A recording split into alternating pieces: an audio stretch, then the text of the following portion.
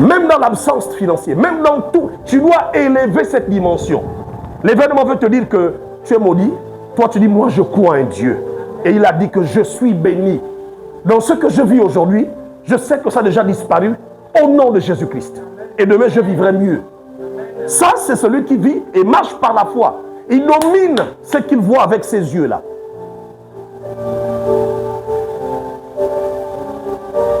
Ça, c'est marcher par la foi. Et donc, malgré le fait qu'il y ait un problème, soit de nourriture, soit d'argent, il est toujours constant dans l'œuvre de Dieu. Et il ne vient pas le faire parce qu'il espère que dans 2-3 mois, il sera béni. Non, il le fait par rapport à la relation qu'il a avec Dieu. Il sait que cette relation est bien plus importante que l'argent. Parce que Dieu peut te donner tout l'argent et dire, toi et moi, je ne te connais pas. Mais on a vu ça, non? Beaucoup vont prophétiser, beaucoup vont guérir, beaucoup vont faire ceci. À la fin, il dira, je ne vous ai jamais connu.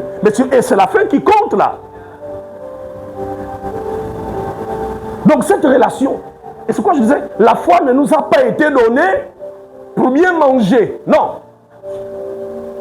Et en réalité, un être humain n'a pas besoin de la foi pour recevoir la nourriture qui vient de Dieu. Non, il n'a pas besoin de ça. Il n'a pas besoin de ça. Parce que vous allez voir que les chrétiens, c'est peut-être même ceux qui se nourrissent très mal. Les musulmans mangent bien, ne croient pas en Jésus. Ils n'ont pas la foi en Jésus. Les francs-maçons, pareil. C'est pour ça qu'ils nous aiment que votre Dieu là, comment il vous laisse souffrir comme ça. Et Dieu lui-même déclare qu'il fait pleuvoir sur les bons et les mauvais. Lui-même il déclare. Tous ceux qui ont été guéris par Jésus, ces gens n'avaient pas forcément foi en Christ. N'étaient pas forcément attachés à lui. Mais Jésus les a guéris dans son amour propre. Donc la foi ne nous a pas été donnée pour ces choses-là. Parce qu'elles ne sont pas essentielles. C'est pour ça que dans la Bible, on appelle ça le reste.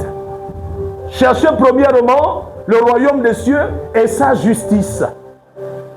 Et le reste vous sera donné. Le reste c'est quoi? C'est tout ce que l'homme a placé comme étant essentiel.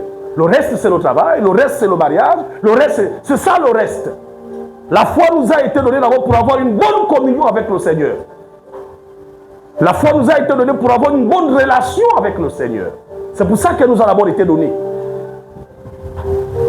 Je peux rater le bac, mais ma relation avec Jésus ne change pas.